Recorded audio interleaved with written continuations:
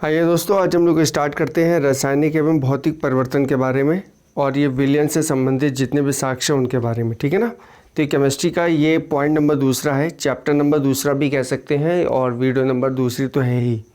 ठीक है, नोट्स देखते हैं। देखिए, कुछ परिवर्तन है जिसके दौरान कोई नए पदार्थ नहीं बनते हैं और इसके विपरीत कुछ अन्य परिवर्तन है जिसके दौरान नए पदार्थ बनते हैं। इसलिए इसके आधार पर कि नए पदार्थ बनते हैं अथवा नहीं, हम सभी परिवर्तनों को दो समूह में वर्गीकृत कर सकते हैं। कैसे कैसे? पहला है भौतिक परिवर्तन जिसको हम लोग बोलते हैं फिजिकल चेंजेस, और दूसरा है रासायनिक परिवर्तन जिसको हम लोग बोलते हैं केमिकल चेंजेस। तो कितने प्रकार के चेंजेस है? दो प्रकार के, फिजिकल और आपका केमिकल। ठीक है ना। तो सबसे पहले हम लोग बात करेंगे फिजिकल चेंजेस के बारे में। देखिए, वे परिवर्तन जिसमें कोई नए पदार्थ नहीं बनते हैं वो क्या कहलाते हैं? भौतिक परिवर्तन कहलाते हैं। समझिएगा इस बात को। ये अभी आपके एग्ज़ाम में बहुत सारे ऐसे क्वेश्चंस आए हैं जिनके ऊपर इस टाइप के क्वेश्चंस हैं। जैसे मोमबत्ती का जलना किस प्रकार का परिवर्तन है, भौतिक परिवर्तन है या रासायनिक परिवर्तन है? इस प्रकार के जो प्रश्न हैं वो देखे जाते हैं प्रायः। भौतिक परिवर्तन कहलाते हैं। भौतिक परिवर्तन में क्या क्या शामिल होता है? शामिल पदार्थों में उनके विशिष्ट मतलब आइडेंटिटी में परिवर्तन नहीं होता है। वे कुछ भौतिक प्रक्रमों के द्वारा उसमें अपने मूल रूप से आसानी से पुरानी स्थिति में लौट आ सकते हैं। इसका अर्थ यह हुआ कि भौतिक परिवर्तनों को आसानी से उत्क्रमित मतलब या उल्टा किया जा सकता है।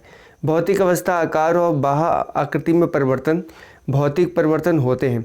भौतिक परिवर्तनों के कुछ सामान्य से उदाहरण हैं जिनको हम लोग देख ले तो समझ में आ जाएगा क्या भौतिक परिवर्तन है। जैसे बर्फ़ का गलना। बर्फ़ क्या होती है? देखिए, जल, बर्फ़ है, गलेगी, जल बनेगा, जल को वापस में फ्रीजिंग पॉइंट पे फ्रिज कर देंगे तो बर्फ़ बन जाएगी। तो ये क्या है? चेंज हो रहा है। जल का हिमीकरण, बर्फ़ बन जाना। हिमीकरण मतलब अगर पानी बर्फ़ बन रहा तो बर्फ़ पिघल भी रही है। जल का क्वथनांक, भाप बनना। भाप का संघनन या द्रवण होना मतलब जल बनना। ये एक साधारण सी घटना है। विलयन बनाना, विद्युत बल्ब या विद्युत बल्ब का चमकना और कांच के गिलास का टूट जाना, ये सब आपको पता है किस प्रकार की वो है? भौतिक परिवर्तन है। अक्सर आपसे प्रश्न पूछा जाता है कि बताइए बर्फ़ का गलना किस प्रकार की प्रक्रिया है, रासायनिक है या भौतिक है? तो ये भौतिक प्रक्रिया है। ऐसे याद रख सकते हैं कि जिस भी पदार्थ को हम वापस उसी की फॉर्म में ला सकें वो हमारी कहलाएगी भौतिक परिवर्तन। ठीक है ना। आगे देखते हैं कि जब किसी बर्फ़ को गर्म किया जाता है, बर्फ़ को जब गर्म किया जाता है तो वो गलकर जल बन जाती है। यद्यपि बर्फ़ और जल भिन्न दिखाई देते हैं, वे दोनों जल के अणुओं के बने होते हैं। अतः बर्फ़ के गलन के दौरान नए रासायनिक पदार्थ नहीं बनते, इसलिए बर्फ़ के गलन से जल का बनना एक भौतिक परिवर्तन है।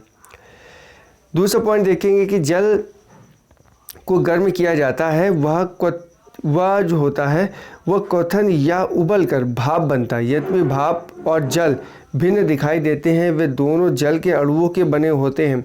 अतः जल के जो क्वथनांक होते हैं उसके दौरान कोई नया रासायनिक पदार्थ नहीं बनता है, इसलिए जल के क्वथन से भाप का बनना एक भौतिक परिवर्तन है। जब भाप को ठंडा किया जाता है तो वह संघनित होकर जल बन जाती है और भाप के संघनन से जल का बनना भी एक भौतिक परिवर्तन ही कहलाता है। भौतिक परिवर्तन के बारे में देखेंगे तो अस्थायी परिवर्तन है जिन्हें मूल पदार्थ में उत्क्रमणीय किया जाता है। उदाहरण के लिए देखेंगे बर्फ़ के गलन से जल का बनना एक अस्थायी परिवर्तन है। बर्फ़ के गलन से जल का बनना, जल में कन्वर्ट होना, ये क्या है?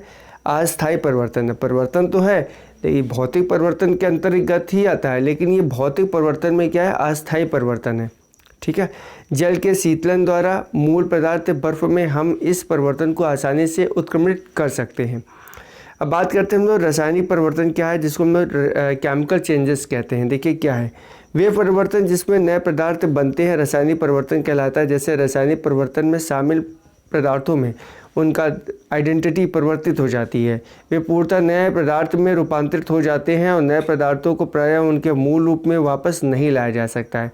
इसका अर्थ है कि रासायनिक परिवर्तन प्रायः अनुत्क्रमणीय होती है, मतलब जिसको हम लोग बोलते हैं कि इरिवर्सिबल होती है। मतलब बार बार हम लोग रिवर्सिबल या बार बार हम लोग रिवर्स में नहीं ला सकते हैं। ठीक है ना। कुछ एग्जाम्पल्स यहाँ पर है, जैसे मैग्नीशियम तार को जला देंगे तो वापस से तार तो नहीं बन पाएगा, कागज़ को जला देंगे तो वापस से कागज़ नहीं बन पाएगा, लोहे को जंग लग जाएगा तो वापस से लोहा वो प्योरिटी नहीं रखेगा। दूध से दही को बना देंगे तो वापस से दही से दूध नहीं बना सकते। और भोजन का जो पकना है, एक बार आपने अगर आलू को बॉईल कर दिया तो वापस से वो अपनी मूल अवस्था में नहीं आ सकता, तो ये कहलाएगा आपका रासायनिक परिवर्तन। दूसरे हम देखेंगे, अब नेक्स्ट पॉइंट इसी का है कि देखिए यदि हम जलती हुई माचिस की तीली से कागज़ के टुकड़ों को जलाते हैं तो पूर्णतः नया पदार्थ जैसे कार्बन डाइऑक्साइड बन जाता है। जल वाष्प, धुआं और राख उत्पन्न होता है, इसलिए कागज़ का जलना एक रासायनिक परिवर्तन के अंतर्गत ही आता है। ये बात ध्यान रखिएगा।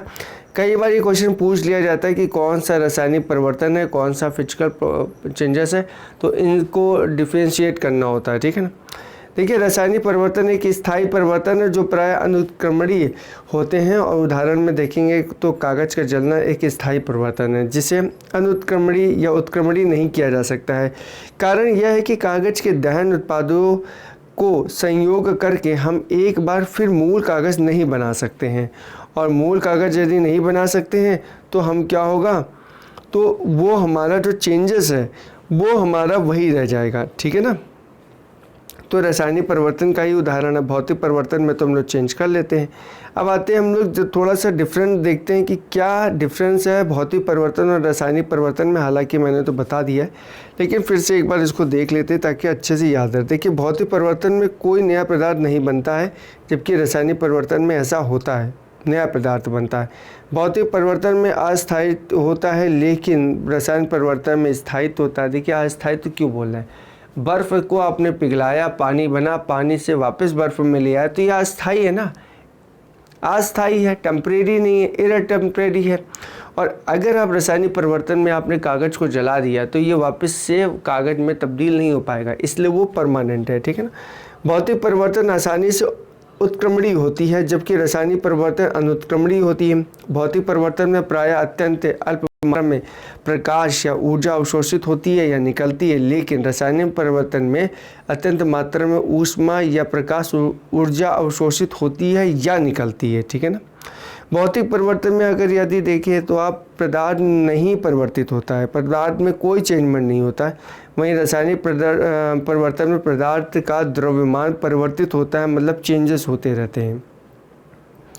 अब हम लोग बात करेंगे सॉल्यूशन के ऊपर, मतलब जिसको हम लोग, हालांकि मैथ्स में किसी अदर सब्जेक्ट में सॉल्यूशन का मतलब होता है हल, लेकिन यहाँ पे सॉल्यूशन का मतलब है विलयन, ठीक है ना।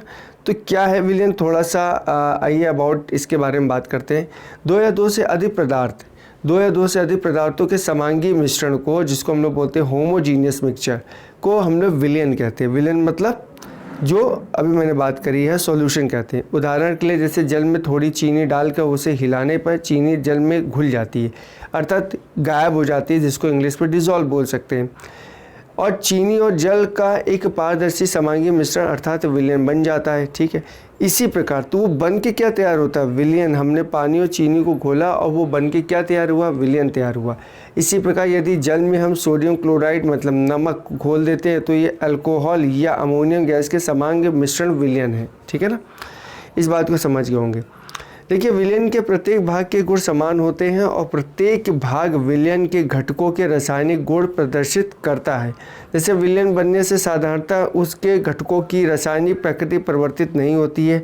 विलायक और विलय में क्या डिफरेंट है, थोड़ा सा इसको भी समझना बहुत बेहतरीन है। सॉल्वेंट एंड सॉल्यूट, लोग बहुत कंफ्यूज हो जाते हैं सॉल्वेंट, सॉल्यूट और सॉल्यूशन पे बहुत कन्फ्यूज़न होता है। विलायक, विलय और विलयन में देखिए, विलयन तो अभी आपको समझ में आ गया कि दो प्रोडक्ट जब मिलते हैं, विलायक या विलय जब मिल के कोई एक नया प्रोडक्ट बनाते हैं तो वो बनाता है हमारा विलयन। अब देखिए विलयन क्या, विलयन के जिस घटक या कंपोनेंट की मूल भौतिक अवस्था विलयन होती है, जैसे विलायक है, सॉल्वेंट है, और दूसरी जो घटक की अर्थात विलीन होता है वो पदार्थ को विलय कहते हैं। जैसे उदाहरण के लिए चीनी के जली विलयन में जल विलायक हो जाएगा और चीनी क्या हो जाएगी, विलय। जो चीज़ घुल रही है वो विलय हो गई। कहते हैं ना, अरे ये यार ये चीज़ इसमें घुली जा रही है, इसका मतलब ये तो विलय हो जा रही है, बिल्कुल गायब ही हो जा रही है।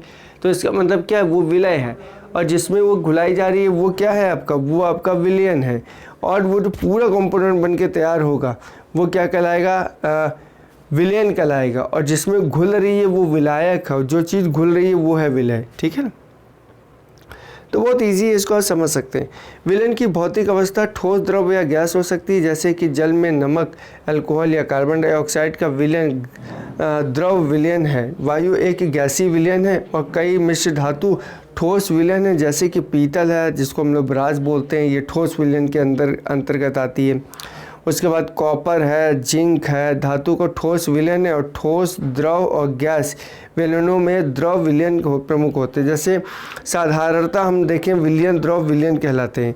अब हम लोग आते हैं तनु विलयन क्या होता है। देखिए तनु विलयन को हम लोग बोलते हैं डिल्यूट विलयंस, डिल्यूट सॉल्यूशन बोलते हैं।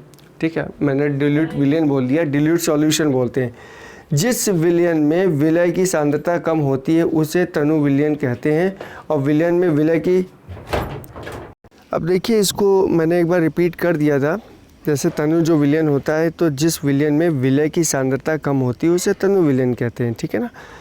विलयन में विलय की सांद्रता अधिक होने पर उसे सांद्र विलयन भी कहते हैं। इस बात को समझना है आपको।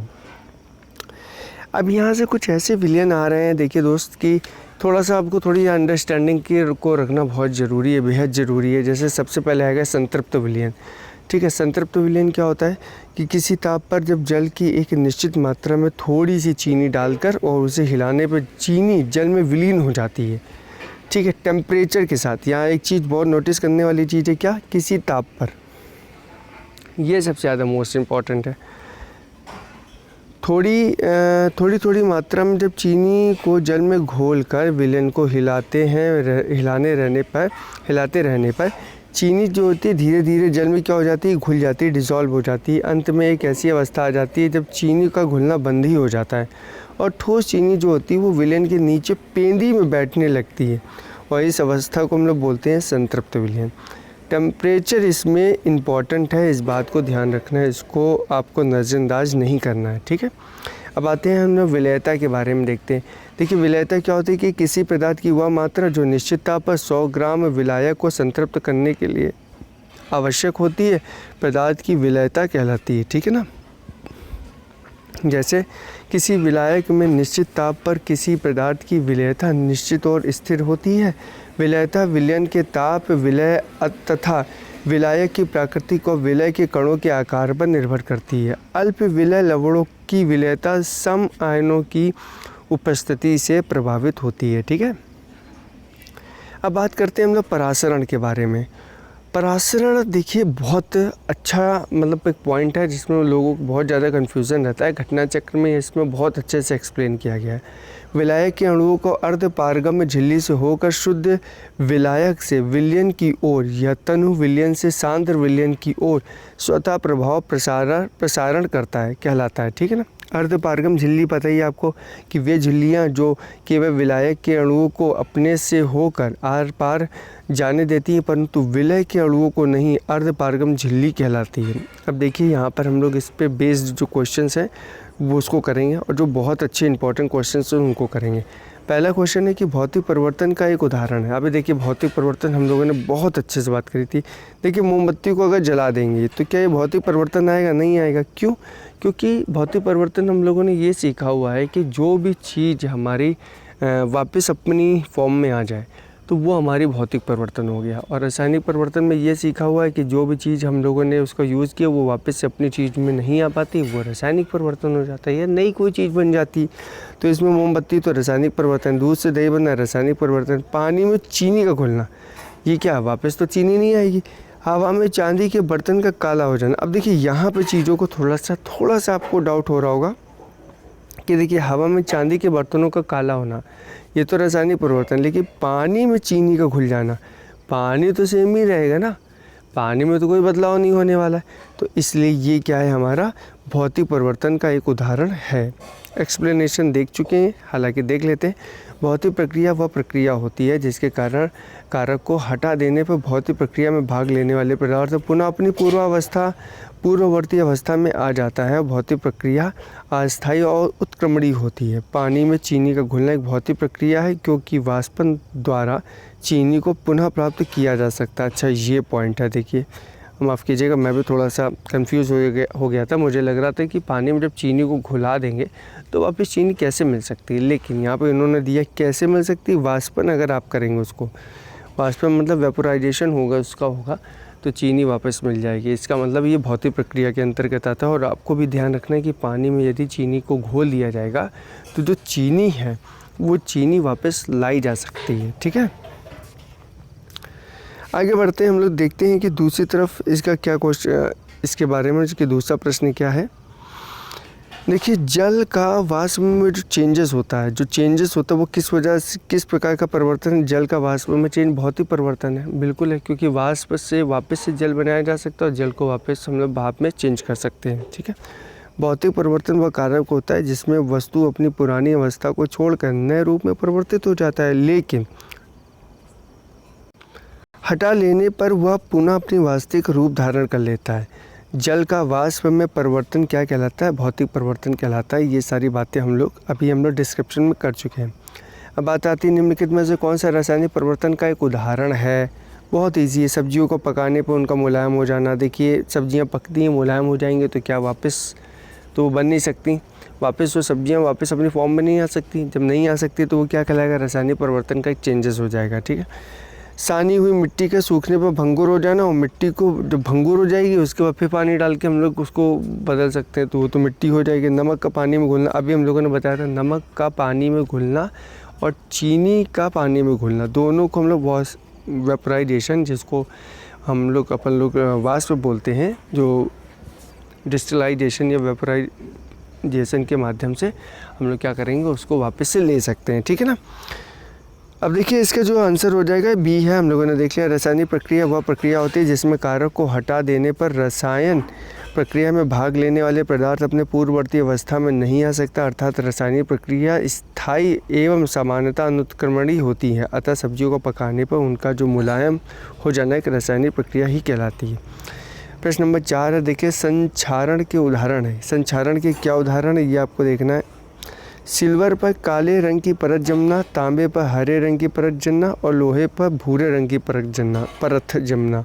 ये क्या है, देखिए क्यों जमता है, इसको लॉजिक समझिए। ये इसलिए जमता है क्योंकि इसमें जैसे वायु के संपर्क में कोई चीज़ आती है, कोई भी मेटल आता है, तो वो वायु के संपर्क में आके अगर वो वायु के संपर्क में आने की वजह से उस पर जंग लगनी होगी तो क्षरण होगा, तो वो क्षय होगा। देखिए, वायु अथवा रासायनिक पदार्थ जैसे जैसे संक्षारण कहलाता है, जैसे जैसे वो क्या होते हैं, क्षय होते हैं। क्षय का मतलब क्या लिखा है यहाँ पर, डिस्ट्रक्शन लिखा हुआ है। देखिए यहाँ पे बड़ा शुद्ध हिंदी में, इंग्लिश में लिखा है, डिस्ट्रक्शन होने में संक्षारण होता है। लोहे पर जंग का लगना, अर्थात लोहे पर भूरे रंग का परत जमना, तांबे पर हरे रंग की जम जाएगी, सिल्वर पर काले रंग की जम जाएगी, ये सब क्या कहलाएगा, ये संक्षारण कहलाएगा। देखिए, ये जो परत का रंग है ना, इसको भी याद रखिएगा। कभी कभी हो सकता है एग्जाम में पूछ दे कि भाई ये बताइए निम्नलिखित में से भूरे रंग की परत किसके ऊपर चढ़ेगी, तांबे पे किस रंग की परत चढ़ती है, या चांदी में किस रंग की परत जमती है। तो ये याद रखने वाली बात है। देखो, अमूमन घर पे बातचीत होती है, जो चांदी के आप लोग कड़े पहनते हैं, जो भाई लोग कड़े पहनते हैं, तो देखेंगे कि कुछ दिनों बाद कड़ा काला हो जाता है। तो कड़ा काला है तो उसको साफ़ कराने के लिए या तो सुनार के पास जाते हैं, या तो फिर हम लोग घर में कुछ ऐसे केमिकल्स आते हैं, जैसे तांबे का कोई आपके पास में मूर्ति हो पीतल की, तो उसको साफ़ करने के लिए एक ब्रास लिक्विड आता है। तो वैसे ही चांदी को साफ़ करने के लिए एक लिक्विड आता है। तो सिंपल सी बात है कि आप वहाँ से इसको रिलेट करके याद रख सकते हैं। प्रश्न नंबर आती है 5 में। देखिए, ये जो क्वेश्चंस है ना, ये जो किताब है वो है घटना चक्र, और इस घटना चक्र की किताब को मैं बिल्कुल ऐसे एक्सप्लेन करके पूरी की पूरी आपको एक तरीके से समझ लीजिए रटना है।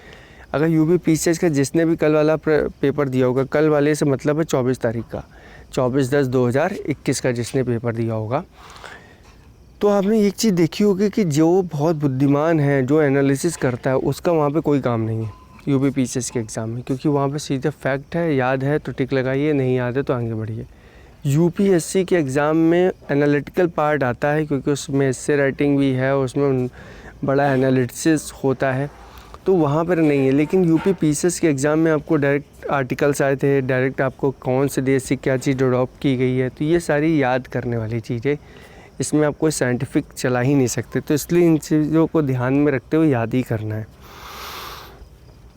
मैं थोड़ा धीरे इसलिए बोल रहा हूँ क्योंकि मैं रात है काफ़ी, और मैं कमरे में अपने रिकॉर्ड कर रहा हूँ, तो इस वजह से ज़्यादा तेज़ नहीं बोल पा रहा हूँ, लेकिन मैं इतनी तेज़ तो बोल ही रहा हूँ कि आपको अच्छे से सुनाई दे जाए। निम्नलिखित में से कौन सा रासायनिक परिवर्तन का एक उदाहरण है? प्रश्न नंबर 5। तो देखिए रासायनिक परिवर्तन का कौन सा उदाहरण हो जाएगा? दूध का आंशिक करना, ये रासायनिक परिवर्तन का उदाहरण। बाकी बर्फ़ का गलना नहीं है, क्योंकि बर्फ़ गलेगी, गल के जब पानी में लिक्विड में चेंज होगी तो वापस से बर्फ़ बन सकती है।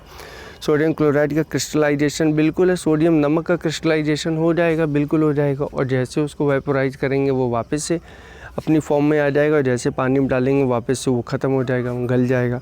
तो ठीक है, तो ये दोनों तो बहुत ही प्रक्रिया होगी, लेकिन ये हमारी रासायनिक प्रक्रिया मतलब थर्ड वाला, ठीक है। अब देखिए इसका एक्सप्लेनेशन वही होगा जो मैंने बताया, लेकिन हालांकि देख लेते हैं, क्योंकि किताब जब कर ही रहे हैं तो एक एक पॉइंट करते हैं इसका। सोडियम क्लोराइड का क्रिस्टलन एवं बर्फ़ का गलन भौतिक परिवर्तन के उदाहरण होते हैं। ऊर्ध्वपातन, जिसको हम लोग बोलते हैं सब्लिमेशन, भी भौतिक परिवर्तन का एक उदाहरण ही होता है। वाष्प, जिसको हम लोग बोलते हैं वेपोराइजेशन, भी भौतिक परिवर्तन के अंतर्गत आता है। और दूध का स्कंदन, लोहे में जंग लगना, दूध से दही का बनना, कागज़ जलना, और रासायनिक परिवर्तन के ही चेंजेस होते हैं, जिसको उदाहरण बोलते हैं, ठीक है। प्रश्न नंबर 6 पे आते हैं। देखिए कहा गया है कि उच्चतर तापमानों पर रासायनिक अभिक्रिया तीव्रतर हो जाती है, ठीक, उच्चतर तापमानों पर। दूसरा दिया गया कि कारण आर है कि उच्चतर तापमापों पर आणविक गति तथा द्रुत हो जाती है, ठीक है ना। तो ए और बी में देखिए आपको बताना है, तो क्या होगा, ए और आर दोनों सही है, और आर ए के सही स्पष्टीकरण भी करता है, ये इनका राइट आंसर। तो ऑप्शन नंबर आपका ए बिल्कुल सही हो जाएगा। देखिए जो उच्चतर तापमान पर आणविक जो गति है वो तीव्र हो जाती है, और रासायनिक अभिक्रिया की गति प्रतिकारकों के सांद्रण, ताप, भौतिक अवस्था एवं प्रतिकारकों की प्रकृति पर निर्भर करती है। सामान्यतः प्रतिकारकों का ताप जितना अधिक होता है उनकी प्रतिक्रिया उतनी ही तीव्र होती है, इस बात को भी ध्यान रखिएगा, ठीक है। प्रश्न नंबर 7 आते हैं कि जल अपघटन में ऊर्जा किस रूप में उत्पन्न होती है? तो जल अपघटन में ऊर्जा होती है आपकी ऊष्मा के रूप में। ऊष्मा मतलब एनर्जी के रूप में। एक्सप्लेनेशन देखिए देखते हैं कि जब जल अपघटन, हाइड्रोलिसिस, वह प्रतिक्रिया है जिसमें लवण एक आयत और जल के आयत या अणु परस्पर संयोग करके अम्लीय या क्षारीय घोल बनाते हैं, जिसमें ऊर्जा ऊष्मा के रूप में निकलती है। प्रश्न नंबर आते हैं 8 में। पॉस्चराइजेशन वह एक प्रक्रिया है। किस प्रकार की प्रक्रिया? पॉस्चराइजेशन में होता है क्या? पॉस्चराइजेशन में होता है कि दूध को पहले बहुत देर तक गर्म किया जाता है और एक निश्चित समय पर अचानक से ठंडा कर लिया जाता है। तो ये है पॉस्चराइजेशन की प्रक्रिया, ठीक है। और ये बहुत ही यूनिक प्रक्रिया है जो आमतौर पे आपके नमस्ते इंडिया और जो अमूल का दूध आता है, ये पहले पॉस्चराइजेशन ही उसका होता है, नहीं तो ये दूध जल्द ही आपके घर पे आके ख़राब ही हो जाता है। इसी वजह से वो 24 घंटे या 48 घंटे चल जाता है, ठीक है। पॉस्चराइजेशन द्रव खाद्य सामग्री के संरक्षण की विधि है और इस विधि की खोज लुईस पॉस्चर ने की थी। यहाँ से आपको ये भी ध्यान रखना है कि पॉस्चराइजेशन की खोज किसने करी? लुईस पॉस्चर ने। इसलिए इन्हीं के नाम पर इसका नाम पॉस्चराइजेशन भी पड़ गया। ये दूध को 145 फ़ारेनहाइट से 150 फ़ारेनहाइट तापमान पर 30 मिनट तक गर्म करते हैं, ठीक है। इसके बाद में 55 डिग्री फ़ारेनहाइट पर ठंडा कर लिया जाता है। इस पॉस्चराइजेशन प्रक्रिया से दूध में उपस्थित हानिकारक जो बैक्टीरिया हैं, जो कीटाणु हैं, वो सब क्या होते हैं? सब डिस्ट्रॉय हो जाते हैं, सब ख़त्म हो जाते हैं। तो ये एक बहुत अच्छी चीज़ है जिसको हम लोग यहाँ से समझ भी सकते हैं, ठीक है। अब देखिए यहाँ पर इन्होंने ये फ़ारेनहाइट दे दिया था। आप अगर फ़ारेनहाइट से कन्वर्ट करना चाहते हैं सेल्सियस में तो बिल्कुल बहुत ईजी आप कर सकते हैं। इसको करने का तरीका क्या होता है ये भी मैं बता दूंगा। f-32/9 = c/5 बस इसको सॉल्व कर लेंगे। f की जगह वैल्यू रख लेंगे, c की वैल्यू आ जाएगी, c की जगह वैल्यू रख देंगे तो f की वैल्यू आ जाएगी। पॉस्चराइज देखिए ये लिखा है पौष्टिरीकरण संबंधित है। पौष्टिरीकरण देखिए दूध के निर्जलीकरण से संबंधित है। इस बात को आपको ध्यान रखना, ए वाला ऑप्शन है, ठीक है। देखिए एजुकेशन एंड लर्निंग पॉइंट जो चैनल है, यूट्यूब चैनल है, ये सिर्फ जाना ही जाता है घटना चक्र के पूरी जो सीरीज़ आती है, घटना चक्र की जो 8 सीरीज़ है, इन 8 सीरीज़ को कंप्लीट कराने के लिए हमारा बस लक्ष्य रहता है कि घटना चक्र की जैसे ही सीरीज़ आए उस सीरीज़ को हम पहले से पहले कंप्लीट करा दें, ताकि आप घटना चक्र ले देखिए बुक पढ़ना बहुत अच्छी बात है, लेकिन आप शायद साल में 6 बार 7 बार अगर आपका पी से स्टार्ट करते हैं तो 6-7 बार आप घटना चक्र को कंप्लीट नहीं कर पाएंगे। वीडियो के थ्रू होता है कि यदि आप कोचिंग जा रहे हैं, यदि आपने कहीं कोचिंग ले रखी ऑफलाइन बैच में, या आप जॉब पे हैं तो आपने कान में हेडफोन लगा लिया और गाड़ी में अपने फ़ोन को डाल दिया, तो वो आप रोड चलते, सड़क चलते ही आप आधे घंटे का जो सफ़र है उसमें आप एक पूरी वीडियो को अच्छे से समझ सकते हैं, सुन सकते हैं। तो ये इस वजह से एजुकेशन एंड लर्निंग पॉइंट जाना जाता है। तो काफ़ी अच्छी चीज़ है मेरे हिसाब से, और इसीलिए हम लोग लगातार प्रयास कर रहे हैं कि सारी घटना चक्र की जितनी भी सीरीज़ है सिर्फ इसको ही कंप्लीट कराएंगे हर साल, ताकि इसके बाद में हम लोग एडिशनल चीज़ें लाएंगे, लेकिन इसको नहीं छोड़ेंगे क्योंकि ये पीसीएस के लिए एक रामबाण दवा है। देखिए इसका ऑप्शन तो मैंने ये बता दिया था, पॉस्चराइजेशन या पौष्टिकरण एक ऐसी जो प्रक्रिया है जिसमें किसी तरल या दूध का निर्जलीकरण करके उसकी जो भंडारण क्षमता में सुधार किया जाता है। पौष्टिकरण की प्रक्रिया में दूध को 16 सेकंड तक 70 सेल्सियस से लेकर 85 सेल्सियस तक के तापक्रम पर रखते हैं और उसके पश्चात उसे शीघ्रता से ठंडा करके संरक्षित कर लेते हैं। और इस प्रक्रिया की खोज जो की थी वो फ्रांसिस के वैज्ञानिक थे, उनका नाम था लुईस पास्चर। ठीक है, ये भी ध्यान रखिएगा कहाँ के थे लुईस पास्चर, फ्रांसिस के।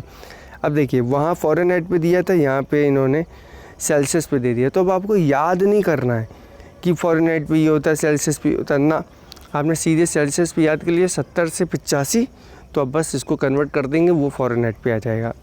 स्मार्ट तरीका थोड़ा सा ढूंढेंगे तो बेहतर रहेगा। और क्योंकि लुईस पास्चर के नाम पे इसीलिए इसको बोलते हैं पॉस्चराइजेशन। प्रश्न नंबर बढ़ते हैं 10 की तरफ। देखिए इसमें क्या कहा गया है कि कौन सा सुमेलित नहीं है। अलवणीकरण, समुद्री घटक बिल्कुल सही है, प्रतिलोम, परासरण, पेयजल बिल्कुल सही है, विद्युतीकरण, प्रोटीन बिल्कुल सही है, लेकिन पॉस्चराइजेशन तो दूध में होता है, चाय में होता नहीं, इसलिए यही इसका गलत है, डी ऑप्शन। देखिए पॉस्चराइजेशन एक ऐसी प्रक्रिया है, ऐसा प्रोसेस है जिसमें दूध का निर्जमीकरण का मतलब समझते हैं, रोगजनक जो सूक्ष्म जीव है उनको नष्ट करना, उनके भंडारण क्षमता की में सुधार किया जाता है। इस प्रक्रिया की जो खोज है वो फ्रांसीसी वैज्ञानिक लुईस पास्चर ने की थी, तो इसको याद रखिएगा, काफ़ी इंपॉर्टेंट है। 11वें नंबर पर देखते हैं कि निम्नलिखित में से कौन सा एक कथन सही नहीं है। 11वें नंबर पर कौन सा एक कथन सही है ही नहीं। ठीक है, तो कौन सा सही नहीं है, बी वाला सही नहीं है, बी का राइट आंसर हो जाएगा। 11 का राइट आंसर बी, किसी विलयन में विलय के योग से इसका जल विभव बढ़ जाता है, यही चीज़ यहाँ पर सही नहीं है क्योंकि यही पूछा गया है। ठीक है ना, देखिए जल में किसी विलय या अन्य घुलनशील पदार्थों को मिलाने पर क्वथनांक बढ़ जाता है क्योंकि सतह पर उपस्थित विलय अणु जल के वाष्पन की दर को कम करता है और इसमें विलयन में जल का जो वाष्प है वो दाब शुद्ध जल में वाष्प दाब की तुलना में निम्न होता है। परासरण दाब जो होता है वो विलयन पे भाप दबाव के द्वारा विलयन में विलायक का प्रवेश रोका जा सकता है और इस प्रकार विलयन जो ऑप्शन है वो डी बी ही सही है, ए सी डी सब गलत है। ठीक है, अशुद्धियों के कारण द्रव का क्वथनांक क्या हो जाता है, बढ़ जाता है। बहुत बहुत बहुत कॉमन प्रश्न है और कई बार आते हैं और रेलवे, एनटीपीसी, ये सारे एग्जाम्स में साइंस जहाँ आती है इस टाइप के क्वेश्चन बहुत बनते हैं। अशुद्धियाँ मिला देते हैं तो द्रव का क्वथनांक पे क्या इफेक्ट पड़ेगा ना, तो इस टाइप का जो प्रश्न है तो इसका है होगा क्या हो जाएगा, बढ़ जाता है। प्रश्न नंबर 13 देखते हैं कि ऊंचाई की जगहों पर पानी जो 100 डिग्री सेल्सियस के नीचे के तापमान पर क्यों उबलता है, तो इसका रीज़न क्या है, उसका रीज़न है क्योंकि वायुमंडल जो दबाव है वो क्या होता है, कम हो जाता है, अतः उबलने का जो बिंदु है वो क्या हो जाता है, नीचे गिर जाता है। ठीक है, आगे बढ़ेंगे हम लोग, आगे देखेंगे, इसमें थोड़ा एक्सप्लेनेशन देख लेते हैं। देखिए ऊंचाई पर जाने पर वायुमंडलीय जो दबाव है वो कम हो जाता है, अतः जल का जो क्वथनांक है वो घट जाता है और जल कम ताप पर उबलने लगता है और इसी कारण ऊंचाई पर जाने पर खाना भी देर से पकता है क्योंकि जो जल क्या होता है कम ताप पे ही उबलने लगता है। ऊंचाई पर जाने पर वायुमंडलीय दबाव जो होता है वो कम हो जाता है, ये बात ध्यान रखिएगा। प्रश्न नंबर 14 देखेंगे। प्रश्न नंबर 14 में क्या, निम्नलिखित कथनों पर विचार करना। सबसे पहले नमक और बर्फ़ के मिश्रण से 0 डिग्री सेल्सियस से लेकर नीचे के ताप प्राप्त होता है। दूसरा आपको दिया गया है कि यहाँ पे नमक बर्फ़ के हिमांक को बढ़ा देता है, तो इसका सही राइट आंसर क्या हो जाएगा, सी इस जगह राइट आंसर हो जाएगा। ए सही है परंतु आर गलत है। इसमें देखते हैं हम लोग कि अपद्रव्यों इम्प्यूरिटी को मिलाने से द्रव का क्वथनांक बढ़ जाता है जबकि गलनांक सामान्यतः कम हो जाता है। 0 डिग्री सेल्सियस पर जो पिघलती बर्फ़ में कुछ नमक, सोडा आदि मिला देते हैं यदि तो बर्फ़ का जो गलनांक है वो 0 डिग्री सेल्सियस से लेके -22 डिग्री सेल्सियस तक कम हो जाता है और ऐसे मिश्रण को ही हिम मिश्रण या फ्रीजिंग जो पॉइंट है वो उसको बोलते हैं। ठीक है, तो इसलिए इसका राइट आंसर क्या था? राइट आंसर ए था। बढ़ते हैं प्रश्न नंबर हम लोग 15 की तरफ। कोहरे में निम्नलिखित में से कौन सा कोलाइडी तंत्र अभिव्यक्त होता है? तो वो होता है आपका गैस में द्रव। ठीक है, देखो कोहरे में जो हम लोग फॉग बोलते हैं ना, फॉग में जल वाष्प का संघनन लघु जल बिंदुओं के रूप में होता है जो कि धरातल की दृश्यता को प्रभावित करता है।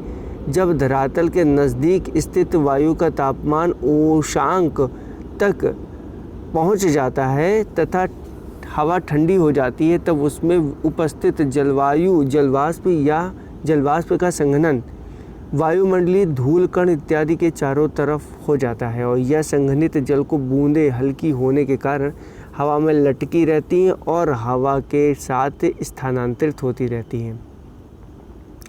प्रश्न नंबर है आपका 16। यदि 100 ग्राम मान लीजिए चीनी को आधा लीटर पानी में मिला दें तो एक असंतृप्त चीनी का घोल तैयार किया जाता है, तो निम्नलिखित में से कौन सी यह भौतिक राशि नहीं बदलेगी? तो बिल्कुल सही बात है, इसका आयतन नहीं चेंज होगा। ये ध्यान, आयतन तो चेंज होगा ही नहीं, बिल्कुल बात सही है। देखिए मान लीजिए 100, वही एक्सप्लेनेशन किया है, एक बार पढ़ लेते हैं कि मान लीजिए 100 ग्राम चीनी है, आप लाएँ और आधा लीटर पानी लाएँ, आपने उसमें घोल दिया तो बन गया एक सॉल्यूशन बन गया, वो असंतृप्त चीनी कहलाता है ना। तो चीनी पानी में घुली रहेगी तथा इसमें चीनी घोलने की संभावना रहेगी क्योंकि विलयन असंतृप्त हुई। इस प्रक्रिया में विलयन की सांद्रता का घनत्व बढ़ जाता है परंतु आयतन में कोई भी बदलाव नहीं होता है। क्वेश्चन नंबर आते हैं 17 की तरफ कि देखिए निम्नलिखित कथनों पर विचार करना है। क्या है? परासरण के प्रक्रम में विलायक सांद्र घोल से तनु घोल की ओर जाता है और दूसरा है कि प्रतिलोम परासरण में तनु घोल पर बाह्य दाब लगाया जाता है। तो इसका सही विकल्प होगा नाइदर 1 नॉर 2, मतलब ना तो एक और ना ही दो। इस बात को भी समझना है। ठीक है, थोड़ा एक्सप्लेनेशन देख लेते हैं कि देखिए प्रसारण के प्रक्रम में किसी भी विलायक में प्रवाह प्रसरण तनु विलयनों के सांद्र विलयन की ओर होती है और प्रतिलोम परासरण में बाह्य सांद्र विलयन पे लगाया जाता है। सांद्र विलयन पे बाह्य दाब लगाकर उसमें उपस्थित विभिन्न प्रकार के अणुओं एवं आयनों को विस्तृत से पृथक किया जाता है। ठीक है, प्रश्न नंबर आते हैं 18। देखो क्रोमेटोग्राफी की तकनीक का प्रयोग किसमें किया जाता है कि एक मिश्रण से पदार्थ को अलग करने में। एक मिश्रण है मतलब कई मिश्रण है, उसमें मिक्सर है कुछ चीज़ें और उससे हम चीज़ों को अलग करेंगे तो क्या करेंगे हम लोग? क्रोमेटोग्राफी करते, तो वही यहाँ पे पूछा गया है। ठीक है ना। अब देखिए क्या क्रोमेटो जो होता है वो रंगीन रसायनों के मिश्रण को पृथक करने की एक रासायनिक तकनीक होती है। अच्छा ये बताइए, प्रश्न नंबर 19 देखते हैं। ठोस कपूर से कपूर वाष्प बनाने की प्रक्रिया को क्या कहते हैं? ठोस कपूर से कपूर को वाष्प में कन्वर्ट करने की प्रक्रिया को बोलते हैं ऊर्ध्वपातन। बहुत गजब का क्वेश्चन है, सब्लिमेशन बोलते हैं इन्हें। देखिए कुछ ठोस पदार्थ होते हैं जिन्हें गर्म किए जाने पर वे द्रव अवस्था में आने के बजाय सीधे के सीधे वाष्प में चेंज हो जाते हैं और वाष्प को ठंडा करने पर ये पुनः सीधे ठोस अवस्था में आ जाते हैं। ऐसे पदार्थ को हम लोग ऊर्ध्वपातज बोलते हैं, जिसको सब्लिमेट बोलते हैं और इस प्रकार के जो प्रोसेस होता है उसको बोलते हैं हम लोग सब्लिमेशन। तो ये ध्यान रखिएगा, कभी पूछा जा सकता है निम्नलिखित में से किस में सब्लिमेशन प्रक्रिया लगती है, तो आपको दे सकते हैं। ठीक है, और इससे सब्लिमेशन से क्या क्या कौन कौन से पदार्थ बना इस पे होते हैं, अप्लाई कर सकते हैं। वो कपूर है, नप्थलीन है, अमोनिया है, अमोनियम क्लोराइड है, आदि पदार्थ है जो शुद्ध किए जाते हैं। ये ध्यान रखिएगा कौन कौन से, कपूर, नप्थलीन, अमोनिया क्लोराइड। ठीक है, ये सब। प्रश्न नंबर आते हैं 20 पे। निम्नलिखित में से किसी वस्तु के नमूने को हवा में खुला रखने पर कुछ समय पश्चात गायब हो जाएगा, जैसे कपूर, नप्थलीन अथवा शुष्क बर्फ। इस पर घटना को क्या बोलते हैं? अभी हम लोगों ने बात बताया, सब्लिमेट बोलते हैं और इस पूरे प्रोसेस को सब्लिमेशन बोलते हैं। तो इसका राइट आंसर ये हो जाएगा। देखिए, वह प्रक्रम जिसके द्वारा कोई ठोस पदार्थ बिना तरलावस्था में आए सीधे वाष्प में वो कन्वर्ट हो जाए, तो वाष्प बिना तरलावस्था में आए सीधे ठोस में चेंज हो जाए तो उसको ऊर्ध्वपातन तो कहते हैं। और ऊर्ध्वपातन किन किन पदार्थों पे अप्लाई होता है, वो है कपूर, नैप्थलीन और भी बहुत सारे अभी हम लोगों ने डिस्कस किए थे। अब देखते हैं, ये देखिए उपचयनांक हैं और उनके जो एलिमेंट्स हैं इसके बारे में। सबसे पहले सूची 1 है, सूची 2 है। देखिए 2, 3, 4, 5, ये देखिए आपका उपचयांक है। जो ऑक्सीडेशन नंबर निकालते हैं ना, तो वो वही है। तो आइए देखते हैं क्या ऑक्सीडेशन नंबर क्या निकला हुआ है। तो देखिए ऑक्सीडेशन नंबर को निकालने का तरीका है, या आप इसको पॉज करके देख लीजिएगा। तो ऑक्सीडेशन नंबर वो एग्जैक्ट कुछ मतलब जैसे मान लीजिए MnO2 लिखा हुआ है, तो इसमें Mn जो है इसकी ऑक्सीडेशन नंबर पूछेंगे। तो अब यहाँ पे देखो X कर सकते हैं प्लस ये जो ऑक्सीडेशन नंबर पूछी वो 2 = 0। तो ऑक्सीडेशन नंबर किसकी क्या है, Mn की उसमें क्या है, उसकी वैल्यू रख के ऑक्सीजन क्योंकि 2 है, ठीक है। और ये ऑक्सीजन की हमने 2 से मल्टीप्लाई किया जाता है, ये तरीका है इसको करने का। तो इसकी जो वैल्यू आएगी वो X की वैल्यू आ जाएगी 4।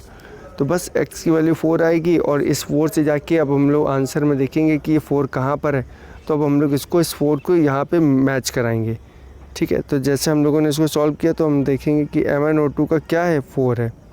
तो बस इस प्रकार से इसको सॉल्व किया जाता है, ठीक है। तो इस प्रकार से इसका आंसर क्या हो जाएगा, राइट आंसर इसका देखिए हो जाएगा ए दे रहा है 3412। बाकी आप इसको चाहे तो पॉज करके पढ़ भी सकते हैं, ठीक है।